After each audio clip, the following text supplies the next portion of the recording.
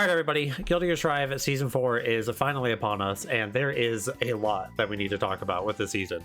I'm sure if you've gone online, you've seen a lot of different opinions about this season, and in my opinion, this version of the game has changed the most out of any season that Strive has seen so far. With the exception of like Wild Assault, obviously, in the past, I don't think there's been any patch that has been this different compared to the previous version. And naturally, with how much has changed, it has a lot of people feeling kind of alienated with how much has changed. So today I want to actually take a look at kind of the broad strokes of Season 4 and do kind of like a general review of the season, and also explain why you're seeing so many people kind of up in arms about this version of the game. Because it's not just that it changed a lot, there are a lot of good changes, but a lot of very questionable changes, and there's also a lot of bugs that we should probably go over. So today we're going to be talking about why there's so much criticism about this season, as well as talking about ArcSys and their response to this, because yes, they actually did say something. That said, before we get into it, I do want to know down in the comments below, how are you guys feeling about Season 4 so far? I know that is a very divisive season so far, and I would like to kind of get an idea of how people are feeling about it. Do you think that Season 4 is fun? Do you think it's going in a good direction? Or are you maybe upset with some of the changes that they've made? And also, how do you feel about Dizzy so far? Because I know that she's the newest character, and she's pretty unique, so I want to know how people are feeling about her. While you're down there, consider dropping a like and subbing to the channel as well. I'll always say it, but likes and comments are one of the best ways to help a YouTuber out. So if you guys want to help show some support, make sure to drop a like and a comment. And make sure to sub to the channel as well, because you're not going to miss out on our future Season 4 videos and beyond. So first of all, something I think that we should probably state here at the beginning is that I do think part of what's happening is that, like I said, Season 4 is just so different and unique compared to past versions that I feel like it's actually kind of jarring to some people. So I think some of the response that we're seeing to Season 4 and the criticisms people have kind of stem just from the fact that it's changing, right? There's just a big shakeup in the game, and naturally a lot of humans kind of respond differently to when things change that much kind of overnight. In a lot of cases, some people feel like the game or their character is like night and day different now, and they're feeling kind of torn on how that has changed the game for them. So I think some level of this is just, you know, change is kind of shocking for people, but even beyond that, I think there's a lot of criticisms to be had about Season 4. I don't think all of Season 4 is bad, by the way. I actually think the season is pretty fun. I think most of the criticisms you'll see more so come from the competitive side of the game. I think there's a lot of questionable changes competitively speaking, and there is a general lack of polish in this season that sets a bad precedent for future updates as well, which I think is the bigger problem. But I think Season 4 kind of had the impossible task to begin with, where, you know, we played Season 3 for a while, right? And Season 3, by the end of things, was actually a very balanced version of Strive. It's probably the best balanced version we've had. The fact of the matter is people just got bored at the end of Season 3, right?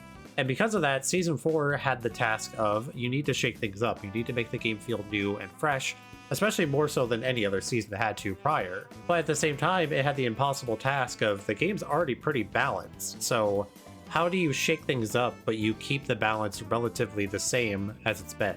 And to me, that was the impossible task that Season 4 had before it. So in many ways, I think this level of criticism was probably to be expected with Season 4 on the horizon in the first place. So while there are a number of good changes in Season 4 that I do think are worth talking about, for today, I mostly want to focus on the criticisms people are having of this version and kind of explain why you're seeing so much negativity about this, as well as go over ArcSys' response to said negativity. Now, one of the biggest issues when it comes to Season 4 is, again, the lack of polish that I mentioned, and more specifically, the fact that this version has a lot of bugs. More bugs than I think any other version of Strive has had, even maybe Launch Strive, which is kind of concerning, I think. And, you know, to be expected somewhat, you're going to have bugs with a new version of the game, right? But I think in this regard, there are more than anyone would have expected. So this is a bug report page. This is like the bugs that ArcSys has officially recognized in regards to Season 4. And there are a lot of them, like a lot. And I think this is the first thing that is kind of like concerning, because it almost makes the patch feel like it was not tested properly. And when we look at some of the balance changes they made, that you kind of get this sense of like they didn't really put as much time into considering the changes as you would maybe want them to. Now, some of these are pretty harmless things, you know, they're just like relatively like whatever, you know, not the biggest deal. But then there are some that are just like odd changes or odd bugs. Like Leo not being able to cancel his back turn moves into front turn special moves. That just He just can't do it right now for some reason, and I don't even understand why. There's a number of changes like this. Obviously, the most concerning and the one that everyone is talking about is going to be this one right here. The sword and explosion attacks from Ramthal's sword toss still trigger even when Ramthal takes damage. This was a pretty big bug that was causing Ram's swords to stay out even if she got hit after throwing her swords. And this was causing a lot of very, very degenerate gameplay strategies where you would just do things like Roundstar S sword because it would trade favorably with most things in the game. And just in general, it was creating really, really nasty gameplay patterns. And people were concerned, like, is this, you know, a feature or is this a bug? We didn't actually know. Now they're confirming that it's a bug, but even that I think is concerning because if this is a bug, how did you not find it? Like this, I literally found Sword Toss staying on hit in 10 minutes of training mode after the patch drop. So I think the concern is, even if it is a bug, why did you not find it? And if it wasn't a bug, why did you think it was okay, right? Because I do know another theory people have is that it actually was an intentional decision, and Arceus is just kind of using this as like a scapegoat to like, yeah, that wasn't our decision. I don't think that's the case, but it possibly could be. In either way, it's concerning. Now, the next thing I want to talk about are the patch notes themselves, and more specifically, I want to talk about, again, that kind of lack of polish or lack of attention to detail, as well as talk about how the direction that you are given in the patch notes don't actually line up with how the game has played out in this version of the game. So let's start with this first line on the patch notes, which is overall direction for adjustments. This update focuses on adjustments to individual characters rather than universal mechanics. We focus on re-evaluating the core concepts and strengths and weaknesses for each character, adding new aspects and ways to play in line with that for all of them. Many characters have received significant changes to their tactics and controls, meaning players will have to go back and practice to relearn some things. However, we hope that this new version of the game will be fun for everyone. So this idea, I think, is fine, right? The idea of kind of refocusing on what characters are supposed to be good and bad at actually makes sense. And if you look at how people were talking about Strive Season 3, one of the biggest problems with that version of the game was that it felt like too many characters were too well-rounded. And in general, I think just doing a big shakeup, like I said, was kind of needed because people were bored by the end of Season 3. So that idea makes sense, right? But did they actually do it very well in practice is kind of another question. So if we go through some of the patch notes, let's go look at a character like Potemkin, right? Potemkin actually got an entire book of changes. And I'm not going to talk about whether he's a better or worse character, because frankly, he changed too much for me to really have a strong opinion about it yet. But the point is, they changed this character so much, to the point where if you played Potemkin before, you might not like playing him anymore. They changed him that drastically. Which there's something to be said about, you know, changes that severe this far into a game's lifespan, where your player base has, you know, more or less been kind of cemented who plays your game. These types of changes could be considered not good because you changed too many things, right? But I would say that in general, they did a good job of kind of refocusing on what Potemkin is supposed to do as a character, as well as changing up what he's supposed to be doing and making it to where you have to have a new, fresh approach to the character. So there's some give and take here, right? There's some good things and there's some bad things about how they changed Potemkin. The next character I want to talk about is Ram. So it's the character that I play, obviously, and she got pretty much a similar level of retooling. They pretty much changed every move in her move kit, just about. And there's definitely some good ideas here, and then there's some really poor execution in regards to how her changes work. And I want to kind of highlight some of the specifics of Ram's changes to explain what I mean about the kind of lack of attention to detail in these character changes. So the two lines of her patch notes I want to draw attention to are this one. First of all, we've also made adjustments in most of her moves to create more contrast in her power between when she is with or without her swords. Her damage with no swords is lower, whereas with swords she now deals around 1.5 times the swordless damage. So the idea is we want to focus on the idea of Ram being a very, very strong character with her swords, but being a weaker character without them. They wanted to actually make her a proper resource character. That's a fine idea. You know, I think that direction for her makes sense. That's probably what they wanted her to be, you know, from the beginning. So I get that. On paper, makes sense, right? The other change is that her Rekka previously required techniques using dash cancels to make full use of the move.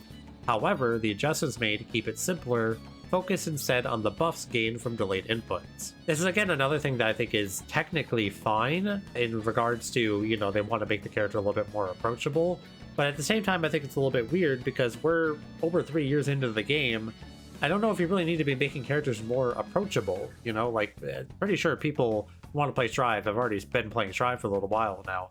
So I don't really understand the purpose of making characters easier this late into the game's life, especially on a character who is already considered not technical to begin with. Now, my problem here is not the idea of what they're going for with RAM, it's more so the actual execution of the changes, and I think RAM is a very good example of how this patch looks good on paper, but in practice has a lot of problems. So let's actually go into training mode so I can explain some of the problems that I and many other people have with RAM in this version of the game. So now if we go back to the core concept of what they are saying with RAM is that they wanted to focus on her being a very strong character with swords and a weaker character without her swords. And they also wanted to kind of reduce some of the technical aspects that are found in her Rekka series. Again, fine on paper, but in practice, that's actually not what ended up happening almost literally at all. So I'm not going to get into some of the things like I was mentioning, like S sword staying on counter hit, because that is literally, you know, a bug of the character. But it has led to part of the complaints with the character. Being able to do stuff like this is just not healthy for the character at all. But even beyond that, there are other things with Ram's kit in this version of the game that we need to talk about that don't line up with their vision of the character. So for Ram, one of the changes they made is that she can no longer dash cancel her Rekka 2. So previously in like Season 2 and Season 3, Ram had Rekka loops where you would do like Rekka 1, delay Rekka 2, and then you'd loop back into Rekka 1. They got rid of those, you don't have those anymore. And I feel like that's a big miss with the character because that was one of the coolest changes they ever made for Ram, is that she had Rekka loops. I think a lot of people were a big fan of that, and it gave her a technical side on a character that is otherwise very basic and very simple. However, they didn't fully get rid of it because for whatever reason, she can still dash cancel her Rekka 1. They didn't get rid of it from that Rekka, and I don't really understand why. On top of this, they also made a series of changes to Rekka 1 that actually make it easier and more efficient to loop into itself. So while we don't have Rekka 2 loops, you can still do things like this. And they made specific changes to actually make this easier to do. They actually made it to where it is ideal, it is actually optimal in many cases to route into combos like this. So many of her hits can go into this now. Almost all of your starters could be looped effectively into Rekka 1 loops like this. And even stranger, they also upped the damage on Rekka 1 this version, which doesn't go in line with the idea that she's supposed to do less damage without her swords. If she's supposed to do less damage without swords, why did you buff the damage on a swordless move? It doesn't really add up. Why did you add the ability to loop into the move so effectively from so many hits? It just doesn't add up in that regard. So in regards to the character needing swords to be more efficient, it didn't really line up that way because of the changes they made to the Rekka. And I don't really know where that disconnect happened because I feel like it takes just like an hour of training mode to realize that that's not really the vision of the character in actuality. Another change that they made to Ram in this version is that they made Daro a launcher for some reason, which feels very strange because most characters don't really have just a special move launcher they can combo off of from everything, right? And I sort of see the vision. They wanted her Far Slash and her 5/8 and stuff to be more rewarding combo starters. But the idea that she can just convert off of all of her pokes is actually so game warping that she probably needed more changes to kind of accommodate for this idea. But more specifically, one thing that they didn't fix is that she can still combo her K buttons into Daro, which means that she gets full combos from her K buttons without even needing to use her swords. So again, this idea just doesn't line up with the idea that she's supposed to need her swords to be a strong character that gets strong conversions. They just made her almost completely self-sufficient even without her swords. And that's not to say that the character should be just completely boned without her swords, obviously. I think more so the direction of the character, while on paper, the practice of it feels very unfinished, the direction they went in with her. It feels like we're almost playing a beta version of the character. It's more like, here's the idea of what we're going for, which I agree is good, but the actual practice of the character couldn't almost be farther from the vision they had for her. And that's my problem with this patch in general, is that there's a lot of things that they said they wanted to do that didn't actually end up that way on paper. So let's go talk about the other changes they made to kind of further prove this point. So the next change I want to focus on is another general system change, which by the way, this patch was very light on system changes, which I just find interesting. But anyways, adjustments to defense and damage. We've raised defense across the board and increased damage for specific moves. There are still opportunities to deal huge damage in the right situations, but they are more limited. This change keeps the satisfying heavy damage the game is known for, while increasing the overall number of interactions throughout the match. Now, anyone that has played Strive Season 4 for a couple of hours can tell you that that is just simply not true at all. The damage in this version of the game is probably higher than it was previously. And I don't just mean in the sense that, like, okay, they're doing higher damage numbers, but characters have higher defense modifiers. No, literally the percentage of your health that is being taken off per combo, per interaction, is on average higher than it was before. And I don't believe that this was them lying. I do think the attempt was, honestly, to make the game have more interactions. I just think the actual execution of it was woefully off the mark, to the level that, again, kind of implies a level of lack of attention to detail and a lack of testing. So if you look at a lot of the changes, right, like if we go look at Mei is one of the most egregious examples of this. Already a high damage character previously in the game, right? And they want to keep that. I get that. She is supposed to be a high damage character. But if you look at this, they increase the damage on her 5H, on her 2H, on her 6H, on her JH, on her, like, everything. Like, almost all of her moves that she uses in combos, they increase the damage on. In hindsight, or, in some context, makes sense. You want her to be high damage. But the actual practice of it is that she's doing damage similar to Season 1 Mei. It feels like her damage is some of the highest it's ever been for, like, no reason. She's doing more damage than she was previously. So the point of the game was to allow for more interactions. Mei is an example of a failure on that, because she's actually doing more damage on average than she was before. And it's not just Mei that this is the case for. If you look at some other characters in the game, I would say on average, like, first of all, I skipped over Chip. Chip's average damage this version of the game is insane, but that's mostly because of his new special move. So, like, fair enough, I guess. I'll give you a pass on that one. But there's plenty of other characters that I think are doing notably higher damage than they were previously. Ram, in many examples, is doing higher damage than she was. Leo is doing higher damage. Nago, in many cases, is doing higher damage. But there's a lot of cases of, like Gold Lewis, for example, doing higher damage as well. We don't even need to talk about that one. But there's some cases of specific moves doing higher damage that I don't really understand the intention behind it. And one of those moves is actually going to be Johnny's Nsenga. This move does so much damage now that it's actually, like, insane how much it does. Let me just go into training mode so I can show you how much damage a basic combo involving Nsenga does. Alright, so let me show you just a basic combo with Johnny that, this character already did, like, pretty good damage before. But let me just show you how much Nsenga does now. Nsenga on its own does 80 damage to Ram.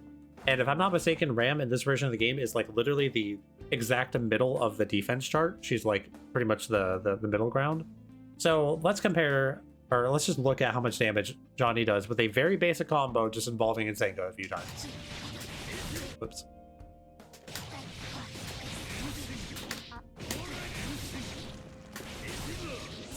Look how much damage that does.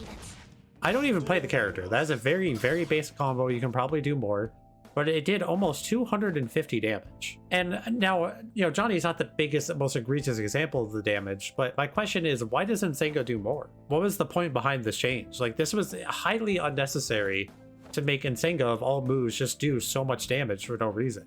And when you look at the patch notes, there's all sorts of examples of moves doing more damage that really just didn't need to do more damage.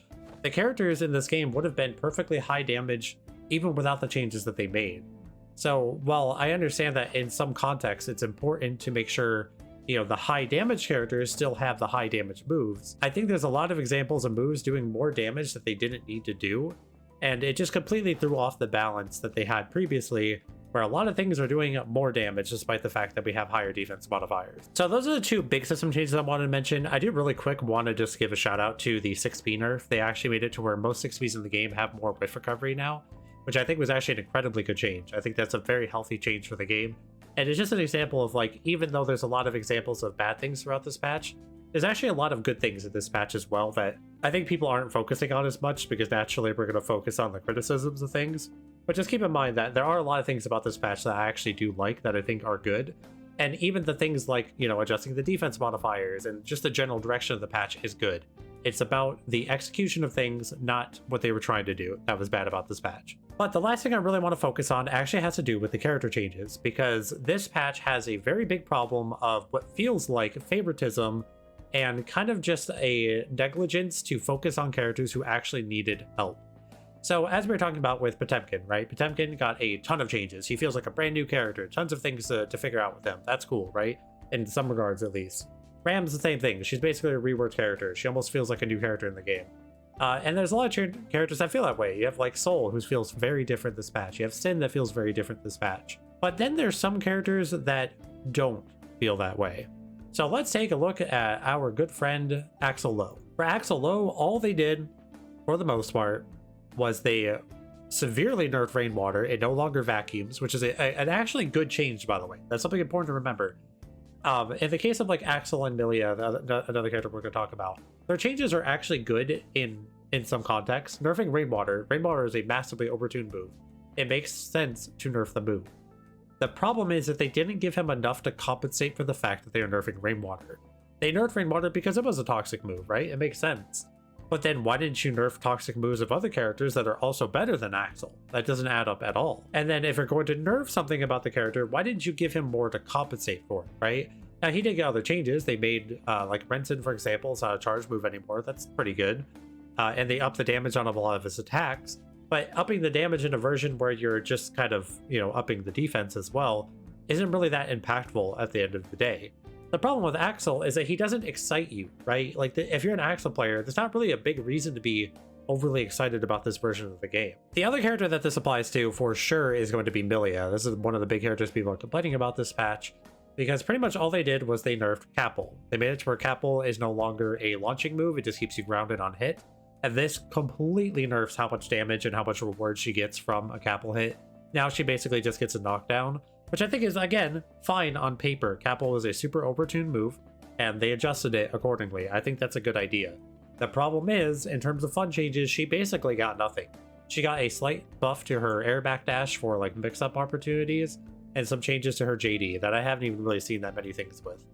So the problem with this patch is that some characters are night and day different, and then other characters just barely changed at all, and in most ways just got worse.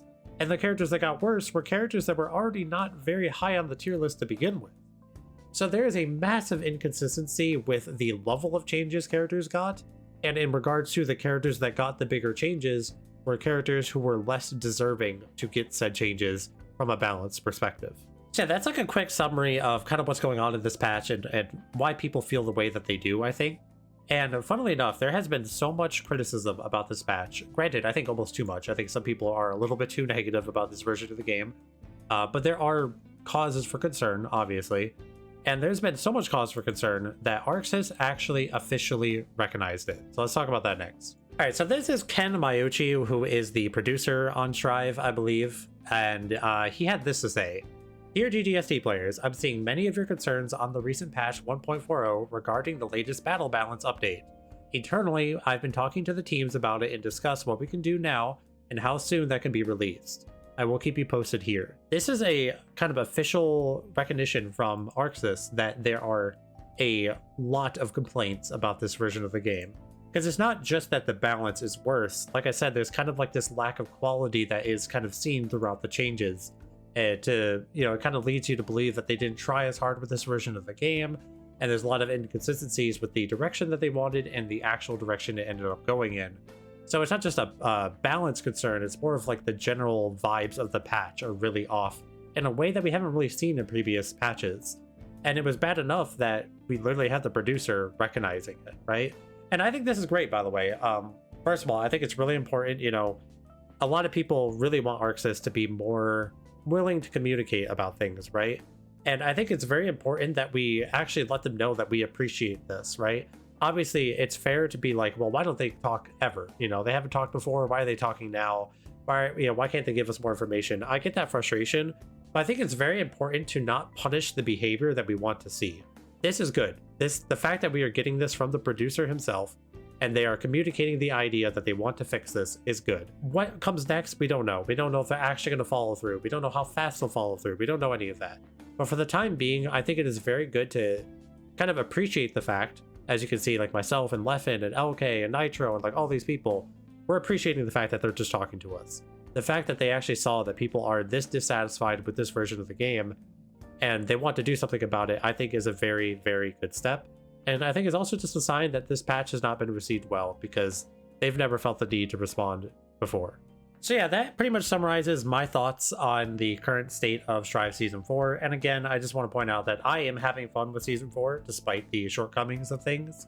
And I think a lot of people are, but there's just a lot of cause for concern in this patch, and I think it's perfectly valid that people are voicing those concerns. But that's going to be it for now. I have plenty of other Season 4 videos coming out. I just wanted to address this now because it's kind of like the hot button issue in the community. So I figured I'd put this video out first, but I have plenty of other videos coming out soon, so don't worry. I know that my last 2 videos were also videos addressing complaints from the community. That's not going to be all that my channel is, but I do feel it's important to kind of summarize these problems for people. Anyways, thank you all very much for watching. I hope you enjoyed, and I'll see you all in the next one.